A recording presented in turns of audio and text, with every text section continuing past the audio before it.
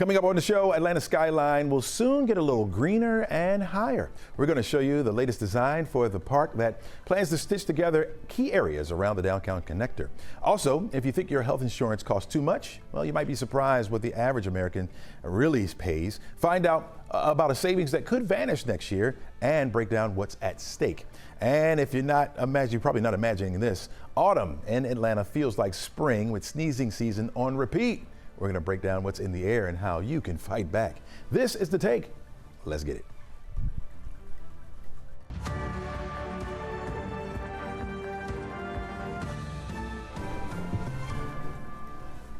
Hello and welcome. I'm Chesley McNeil, and this is The Take, where we go above and beyond the headlines and we look at the why and how stories are impacting you and your community. We invite the experts in to share their take on today's top stories, and we try to have just a little bit of fun as well. Let's start you off right here. The North Georgia man who had planned to open fire at Hartsfield-Jackson Airport remains being held without bond and has now been charged in a federal court. 49-year-old Billy Joe Cagle of Cartersville faces 3 counts: attempted violence at an international airport, interstate threat to injure, and a felon in possession of a firearm. Next up for Cagle is a detention hearing on Monday and a preliminary hearing set for November 5th. 11Alive reviewed the FBI complaint, which states Cagle told a family member on FaceTime he planned to shoot some cars on I-75 while driving from Cartersville to Atlanta. Cagle's wife then told Cartersville police, sharing concerns that he was mentally unstable. Authorities caught up with Cagle and arrested him inside of the airport's South Terminal. A search of his truck, which was parked outside the airport, came up with an AR-15 rifle and 27 rounds of ammunition. All right, let's look at the legal case moving forward with noted defense attorney and friend of the show, Daryl Cohen. Welcome to the show, my friend. Thank you, my friend. Good morning. All right. Daryl, from a legal standpoint, how strong is the government's case here based on what is in that federal complaint? Well, you have an extremely strong case. Why? You have an extremely strong case because they found the weapon based upon his wife's advice. His wife called, gave a tip, and the city of Atlanta police at the airport did a great job and did what they needed to do. When you think about what could have happened as opposed to what did happen, which was only an arrest, we are so fortunate and so blessed. Yeah, we're talking about 3 major federal counts here, including attempted violence at an international airport. How significant is that, particularly in the charges in the eyes of the court? Well, it's very significant, but keep in mind, he didn't complete anything, which was wonderful. The fact that he didn't complete anything makes it so much better. But he is a convicted felon. In the federal system, he's going to get a great deal of time. His detention hearing, I suspect, will mean the federal magistrate will keep him detained, but he has to have mental treatment. And then his preliminary hearing will lay out everything that the United States government has, which is basically what took place at and before the Atlanta airport arrest. Yeah, and we realize that this is an alleged attempt, right? So he didn't do anything particular, but it was an attempt. Does that carry the same weight, or I mean, will he still carry out the same charge as if he actually did it, or will the attempt kind of lower the charge? The attempt lowers it, but keeping in mind he is a convicted felon, and as a convicted felon, he cannot have a weapon. So he would get 5 years incarceration in the federal system, regardless of anything else, assuming that there's no motion to suppress, which gets rid of the charges, and they won't. Yeah. This is going to be a great case for the federal government and the local government. Mm-hmm. You know, we always put you in the situation because we love your insight now. We're saying you're advising the defense, right? Where would you focus? So is it on the intent? Is it on the mental state? Where would you go? The answer is yes. I would focus on everything as a prosecutor, as a defense. I would try to mitigate it and have a lot of mental counseling. But keep in mind, he has a previous record as a felon, which cannot be waived. Yeah. Okay. What's your thoughts on the balance between protecting the public safety and protecting an individual's rights in a high-profile case like this? In a case like this, there is no balance in my view. You have to protect the public first, last, and always. And then you try to protect the person's rights and try to have them heal and prosecute them and watch them be incarcerated, whether it is with or without mental counseling. But you've got to protect the public. Just think about what could have happened at the Atlanta airport. Yeah, absolutely. Absolutely. And so thankful for you to be on here and join us for your insight. Of course, we'll be getting back with you on this particular case and many more. Really always appreciate you joining the show. Thank you, my friends. You guys have a wonderful day. I do the same. All right. Folks, we are following some breaking news for you now in South Fulton, where police are investigating a bomb threat at a postal facility on Villanova Drive. This is a live scene right here. The report came in just after 7 a.m. Officials tell us that an employee of the postal facility spotted a possible device and contacted police. The building has been evacuated and the road has been shut down there, just off the area there. The Atlanta Police Department bomb squad is now on the scene, and we also sent 11Alive's Ariana Manise, and we'll bring you the very latest when she gets there. In the meantime, residents are asked to avoid this area until further notice. Again, a bomb threat there. An employee saw the bomb, or at least a device that may appear to be one, and so they're investigating that area right there. Don't go anywhere, folks. We got much more for you coming up right after the break.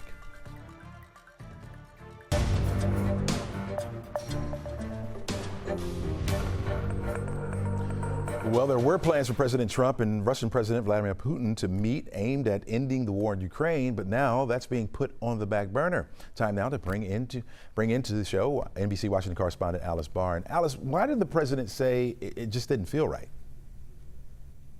That was really the way he put it. He said it did not feel right. He did not think that he was going to get to the place we have to get to. This would have been the second meeting between President Trump and Russian President Putin. It was supposed to take place in Hungary, the first one having happened on American soil in Alaska. And he faced criticism after that one for it not having delivered on anything in terms of Russian President Putin winding down any of the strikes on Ukraine. In fact, they have only increased. This has been a very deadly week with strikes on Kyiv itself, the capital, killing people there. There's been some pretty heart-wrenching video of rescuers carrying really small children out of a scene that Ukrainian officials say is a location where Russian strikes hit a kindergarten. So a lot of, really painful feelings in Ukraine right now because things are not looking good. And President Trump just felt that I think he wasn't going to make progress. He again has voiced frustration more than once now with President Putin. He said that they will have really good conversations, but then nothing happens. And he felt it was time to move in the direction of sanctions, these sanctions now against Russia's two biggest oil companies, instead of trying to hold out for one more diplomatic push. Yeah, so the leaders won't meet, but talks are still taking place. Talk to us about the phone call from Secretary of State Marco Rubio. Does not seem that that was a particularly helpful conversation in the sense that it was described by administration officials to NBC News as a tense phone call between the Secretary of State Marco Rubio and his Russian counterpart, the Foreign Minister Sergei Lavrov. And it ended with Russia saying that fighting is going to continue until it gets concessions from Ukraine, holding firm there. So an attempt to open the door, and perhaps that was what, in fact, told President Trump that this summit wasn't going to yield anything if they're unyielding on wanting some substantial concessions from Ukraine, and that's not really the picture coming out of Ukraine right now. Yeah, speaking of Ukraine, that's the third party involved here. What's happening with the Ukraine President Zelensky? Yeah, so Ukrainian President Volodymyr Zelensky is meeting today with European leaders in Brussels, an EU meeting, and heading into that summit where he has really strong support, certainly from European allies. He very clearly reasserted that Ukraine is not in the business of giving up territory to Russia. There's some fifth of Ukraine that is now occupied by Russian forces.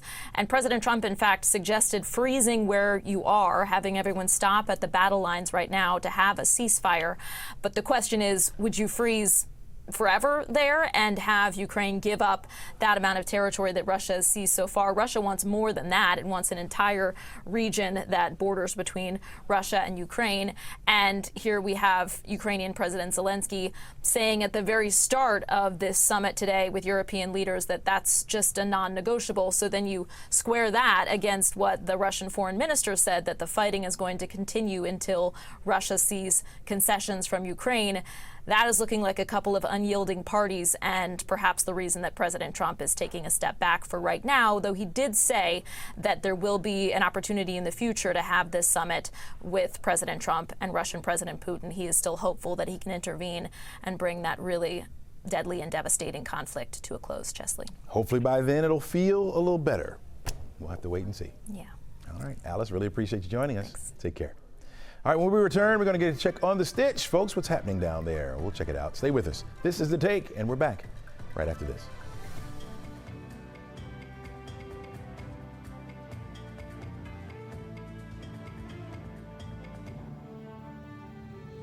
Welcome back to the show. This week, we're getting an updated look at the Stitch. That's the massive plan to cap a stretch of the downtown connector with a 14-acre park linking Midtown and downtown. Here to give us that update is the project development manager of the Stitch, Jack Seeby. Welcome to the show. Morning, Chelsea. How are you? Yeah, good to have you, man. These new renderings that we have give us the clearest look we've seen so far. What's changed from the earlier concepts of the Stitch?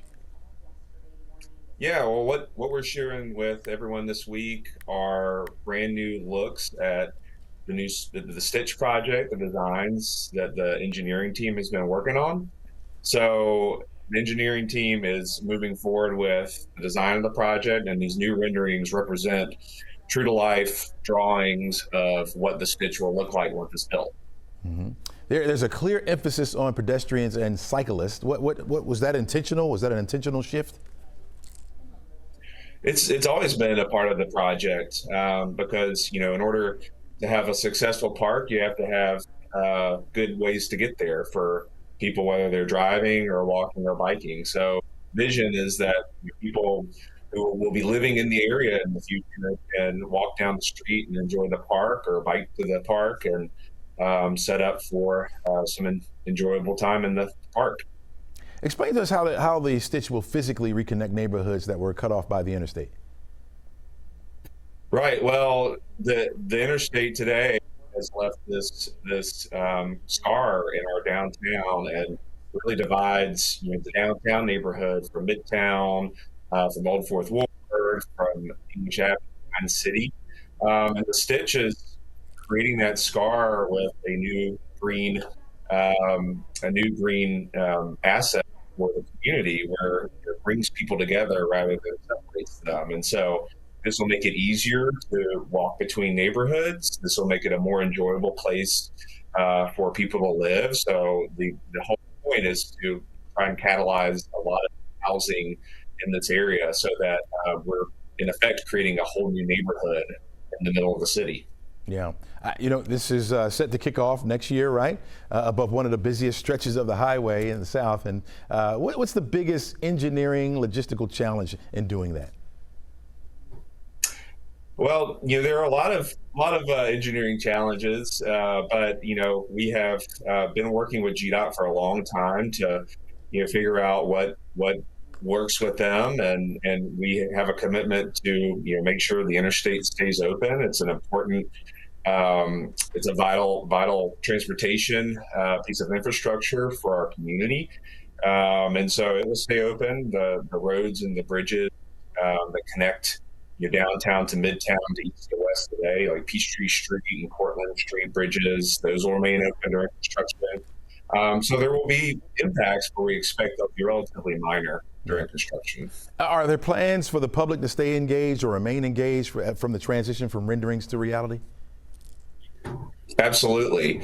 So if anyone who's watching this, I encourage you to go to our website, thestitchatl.com. You can subscribe to our updates.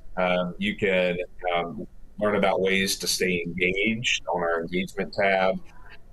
And if you go now, you can see these brand new renderings and experience the Stitch with our virtual reality walking tour of the project to really see how it will come alive.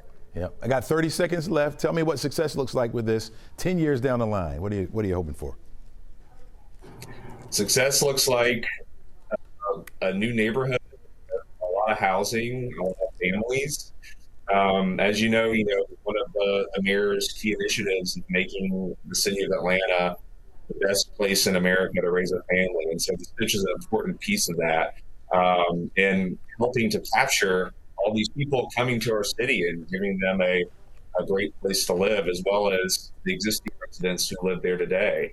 And so, we hope to see a vibrant place with art, with color, with kids, with a lot of green spaces and shade, and just a very great place to be and experience downtown Atlanta. Sounds good to me. Jack Seeby, thanks so much for joining us. Really appreciate it. Thank you. All right, take care. All right, with the government shutdown still in place, many Americans will see an increase in, or could see an increase in, insurance coverage. How much more could people pay? We're going to talk about that when we return. Don't go anywhere. We're back right after this.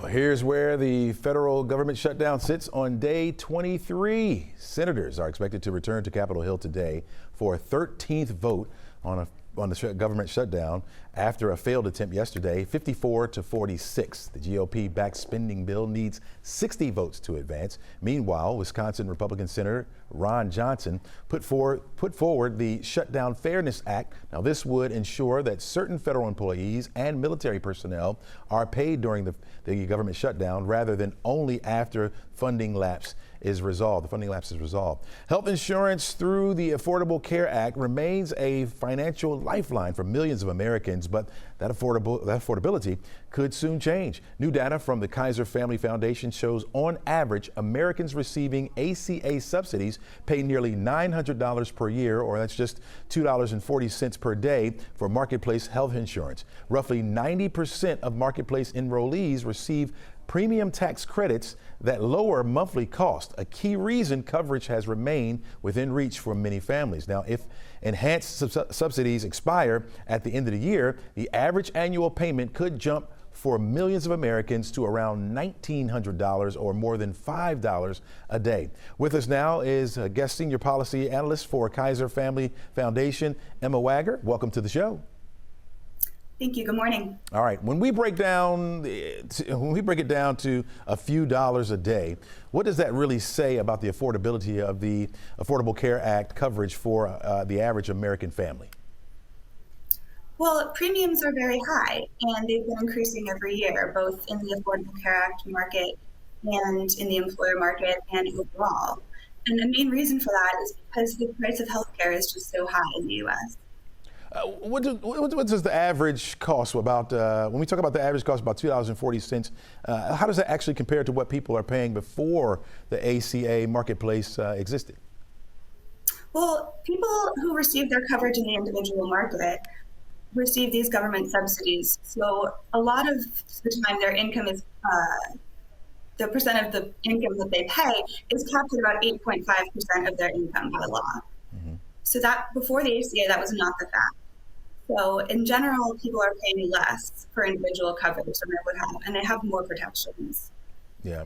We've seen record ACA enrollment numbers in the past 2 years. What would you say is driving that growth? I think a lot of people who realize that they could receive these enhanced subsidies, suddenly it's the most affordable option. So for a couple who are making $85K in DeKalb County, who are maybe both 60 years old, they're paying $602 a month right now for a benchmark silver premium. They're paying 8.5% of their income. Mm-hmm. However, in 2026, if these subsidies are allowed to expire, they're going to be suddenly facing about a $2,200 monthly payment for their premiums. Yeah, that's significant. And so what's the conversation around Washington, with the possibility of enhancing subsidies permanently? I can't predict what will happen, but as November 1st approaches and this open enrollment period approaches where people are going to be enrolling in their coverage for 2026, I think it's going to become a lot more real for people when they log in to their state-based marketplace, Georgia Access in Georgia, and they see all of a sudden the amount that they're going to be expected to pay, which is going to be significantly higher in a lot of cases. It's going to really make this issue very tangible and very real for a lot of families. So what does that look like, right? What does it look like if we lose these subsidies, right? These middle income families, they don't qualify anymore. What does that look like for us? Well, those families are going to have a lot of hard conversations to have. Do they need to change jobs? Does somebody in the family need to get a job that has employer-sponsored coverage? Or will they have to go without insurance? Some people may have to make that choice. Yeah, for people shopping this fall for, what the most important thing, what's the most important thing they should be looking for before enrollment begins? I think it's just very important to have a plan to understand where and why your coverage will be increasing, and to see if this is completely unaffordable for our family, what are our next steps going to be. And finally, is there any advice that you would give for, somebody who's anticipating this not being the case anymore? Who's anticipating the subsidies expiring? Yeah. I think the only advice that I can really give is to, stay on top of the news and understand what's happening in Washington and why. Yeah. Okay. Emma Wagger, thanks so much for joining us. Really appreciate your insight today. Thank you. All right. All right, folks. Wow. We'll have to wait and see. We'll be kind of waiting this thing out to see what happens. October is Breast Cancer Awareness Month, and after the break, we're going to focus on the discussion of treatment. Stay with us for that. You want to tune in for that. And we're going to talk with the folks at the National Weather Service about the drought. It's getting worse. We're back right after this.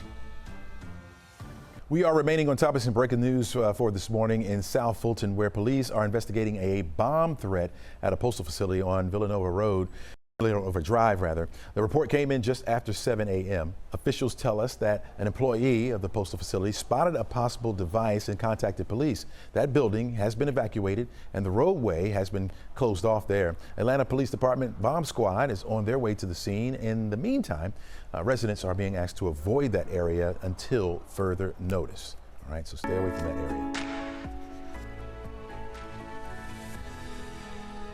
During Breast Cancer Awareness Month, the focus this year is on the future of treatment. Doctors say we've entered a new era of personalized medicine where therapies are tailored to each patient's genetics, tumor type, and even lifestyle factors. Now, the Winship Cancer Institute of Emory University is using genetic testing, clinical trials, and even acupuncture to tailor or to look at treatments to improve the quality of life for breast cancer patients. Let's dive into that research right now with Dr. Demetria Smith-Gernazzi. Welcome to the show. Hi, thanks so much for having me. Absolutely. How has breast cancer treatment evolved from one size fits all approach to personalized therapies, which we were talking about? Yeah, so over time, we really become better at figuring out specific differences in each person's breast cancer, whether that's the subtype, meaning is it what we call hormone receptor positive, feeding off of estrogen and progesterone in the body? Is it a HER2 positive breast cancer or a triple negative breast cancer? And that information allows us to really tailor treatments. In addition, we've been able to get information about each person's genetics of their specific cancer and even inherited genes that affect their breast cancer risk. We understand this to be precision medicine. What does that actually look like for a patient? How do you tailor that treatment to a specific cancer?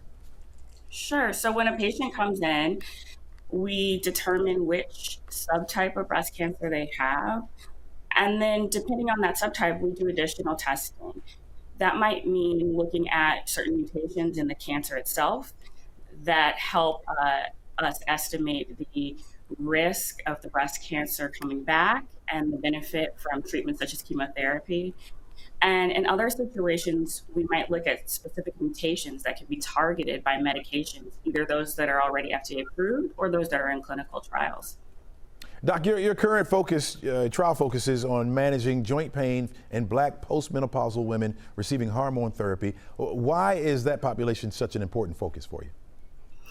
So even though we know that taking these anti-estrogen medications for anywhere from 5 to 10 years can reduce the risk of a hormone receptor breast cancer coming back by up to 50%.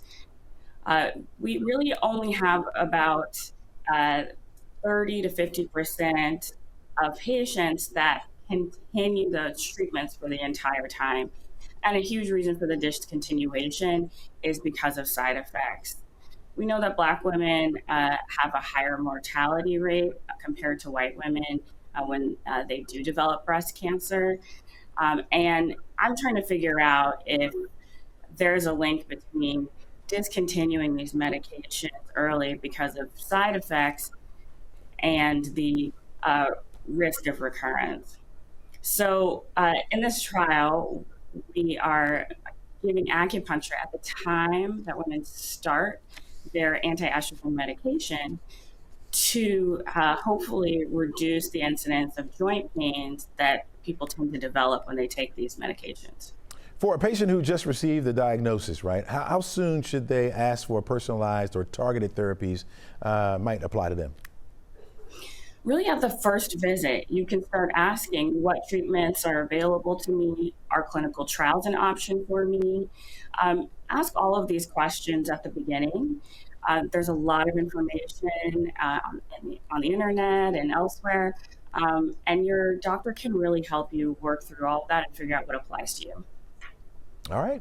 Thanks so much, Doc. Really appreciate you joining us, and thanks so much for this insight. A very important month that we recognize for women to start getting checked if they haven't been so. So thanks so much. Thank you. All right. Take care. All right. If you've been sneezing and sniffling or feeling that fall fog, well, you're not alone, folks. Allergy season across Metro Atlanta is in full swing. Another type of season, right, that we're going through. And it may be even stretching a little bit longer, right? Experts say ragweed pollen can trigger symptoms up to 75% of people with seasonal allergies during the fall months. Believe me, I've been feeling it. The latest climate data showing Atlanta's allergy season now lasts about 20 days longer than it did just a few decades ago. And wet leaves and yard debris can boost more spore levels by more than 40% after rain, which we haven't had a whole lot of, right? One of the top asthma triggerers each fall right there, right? All right, let's put down our Kleenex for a moment, talk for a few minutes to our physician here, Sylvia Morris, Dr. Sylvia Morris. Thanks so much for being on the show. Welcome. Great to be here. All right. After the fall, we brace for allergies. Every fall, at least, we brace for allergies. But this year, it seems especially bad. What's making the season hit so hard here in Metro Atlanta? Well, the seasons are longer now. We have warmer days, so that means that the spores and pollen and all the weeds can grow a little bit faster. So there's just more of it. Wow. So how does Atlanta's climate play in a role in this? Was it the warmth? We didn't have a whole lot of rain, let's put it that way, right? So far, we've got drought and it's getting worse. Is it the humidity? Is it the frost? What makes it last much longer now? Well, certainly the warmth, and when we talk about the growing season, so starting in summer, all the way through fall, we won't have probably a deep frost, and you know more about this than I do, until much, much later in the season. So that means that weeds are growing. They don't, as you your yard, it doesn't take very much for one weed to just pop up, and once it grows and the spores release in the air, and here we are. So talk to me about the difference in season as far as like the spring. We know spring, a lot of people get these allergies. We got all that pollen in the air. Is there a difference here, like in the fall than it is the spring when it comes to symptoms and how they're different from spring to fall?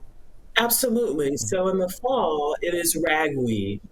You think it's just one weed that's causing the problems. It is. But remember, one plant can have over 1 million spores. And it only takes a few spores to irritate our eyes, our nose, and our throat.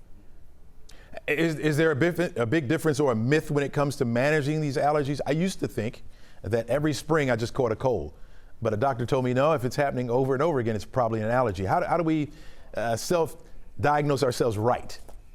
Well, I'm not a big fan of self-diagnosis, But certainly if it is mainly your eyes or mainly your nose or mainly your throat, so that weird tickle you get in your throat or in your ears, because your ear, nose, and throat are all connected, then it's probably allergy. If it's just lasting for under a week, probably allergy. You can talk to your pharmacist about a non-sedating allergy medication or antihistamine. If you have what we would call constitutional symptoms, meaning I feel feverish, I have body aches, I have, diarrhea, I'm throwing up, I have a horrible headache in addition to a cough, then please see your primary care doctor. And then also, I always want to put in a plug for making sure that you get a flu shot. Yeah, that's always important. Now, clear this up for me as well. If you've already had symptoms, is it too late to start taking the medication, or should you have already taken it prior to it coming on? Well, if you can anticipate it, that would be fantastic, right? But if you have symptoms, then please take a non-sedating antihistamine, and again, talk to your pharmacist about that. Because they will help to abate whether it's your itchy eyes. There are allergy drops for your eyes. There are also medications that help for that itchy feeling in your throat and your ears. Yeah. All right, Dr. Sylvia Morris, I was fine until I started talking to you, and now talking to you, I feel itchy. Well, I have to charge you for that. It's in the mail. Thanks so much for joining us. Really appreciate it. Thank you. All right, folks. CNN's Maribel Aber is going to join us next with a look at how our money matters. Don't you go anywhere. We'll be back right after this itch. All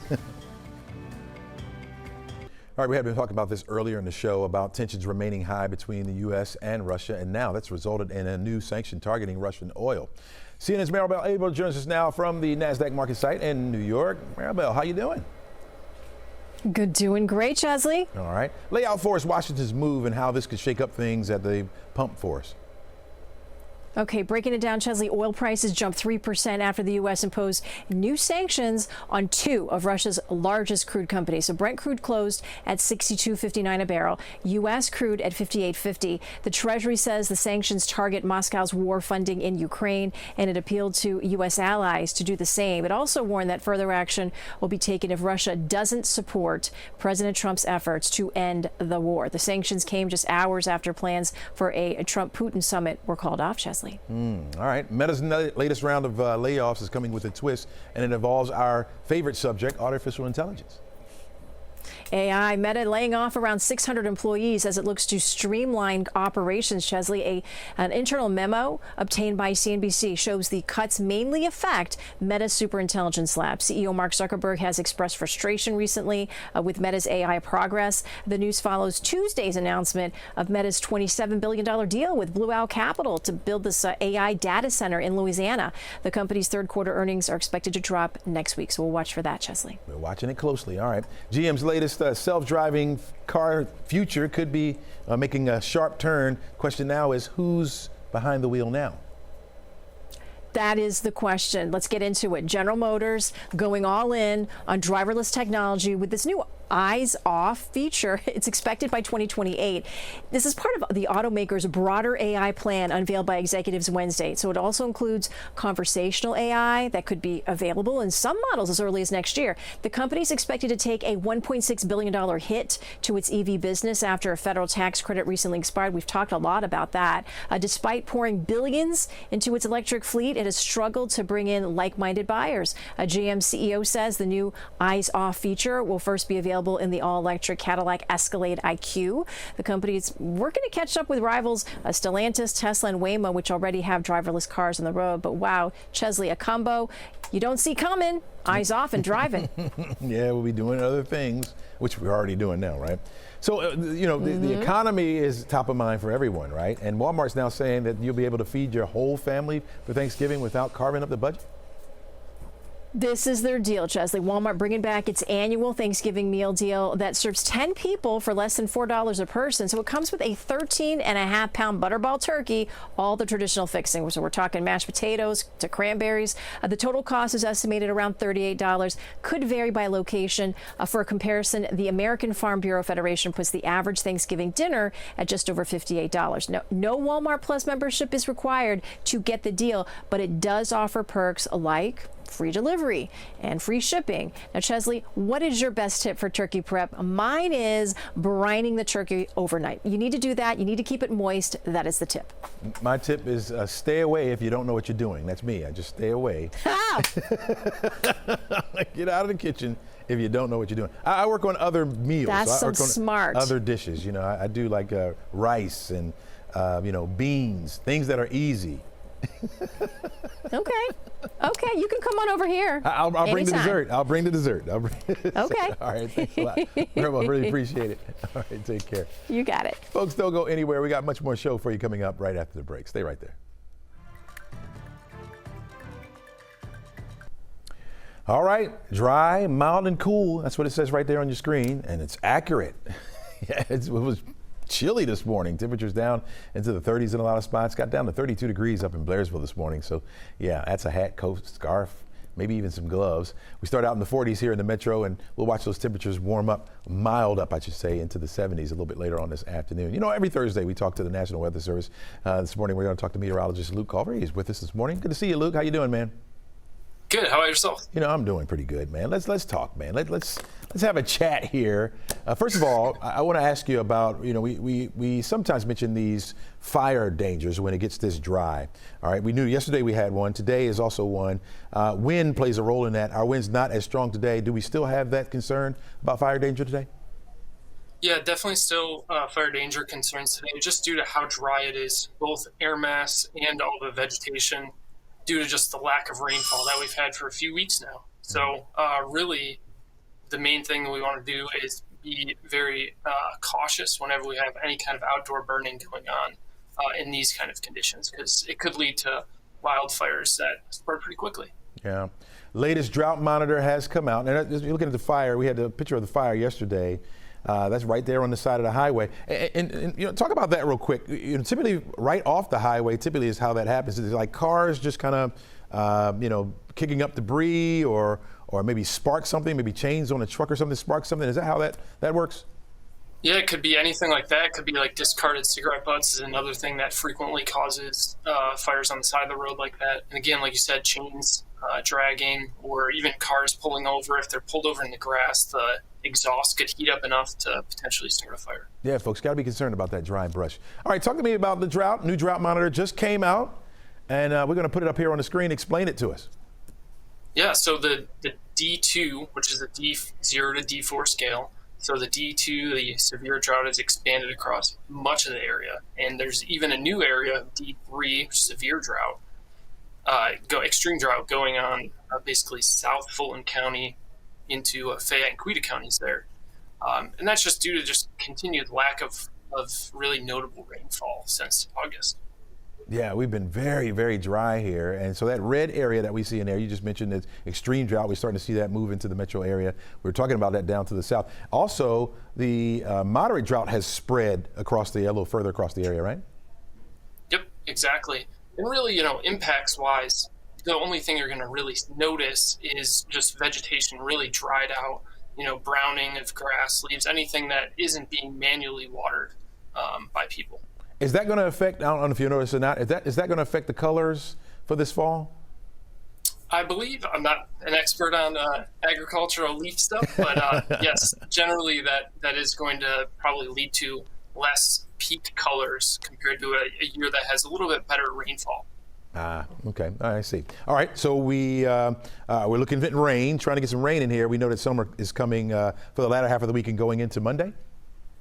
Yep. System looks like it'll start to move in late Sunday and throughout Monday, bringing us a pretty good shot of rain, definitely more than the one we got earlier this week / last weekend.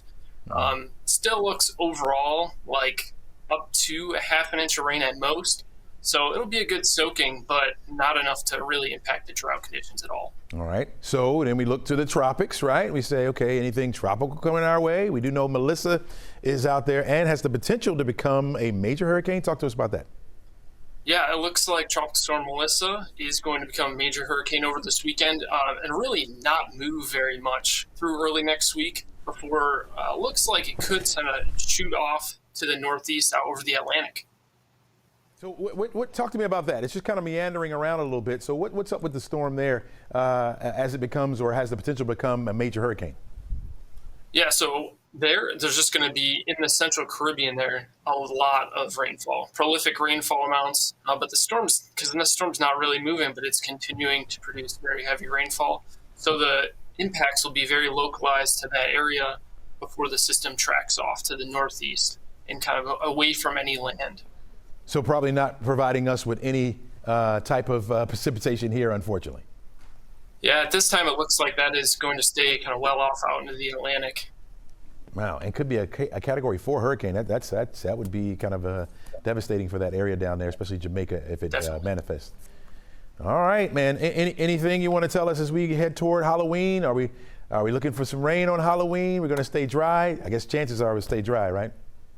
Yeah, I was just looking at that this morning, so I had a feeling there was going to be some questions about that. We've been getting some calls about it, and while it is, right in that range, we're not really too confident in. It does look like at least right now we're going to be dry for Halloween. Dry for Halloween. That's good news for a lot of parents out there that want to dress their kids up and everything. So Luke, really appreciate it, man. We'll be back with you next week. All right, thanks for having us on. All right, take care. All right, folks, let's take a look at the 7-day outlook. And as Luke said, man, it's just going to stay dry around here. But our chances for rain does increase late Sunday going into Monday. Right now, we have it at a 50% chance for some showers on Monday. Certainly, it's not going to knock that drought out. You see how it increased in our area. And so we'll see some cooler temperatures as a result, down to the 60s as we head into next week. 63 degrees on Tuesday, Wednesday, 64. Those are high temperatures, folks. So enjoy the sunshine while you can. Don't go anywhere. We are back right after this. This is The Take. And we're grooving, we're moving. We'll be right back.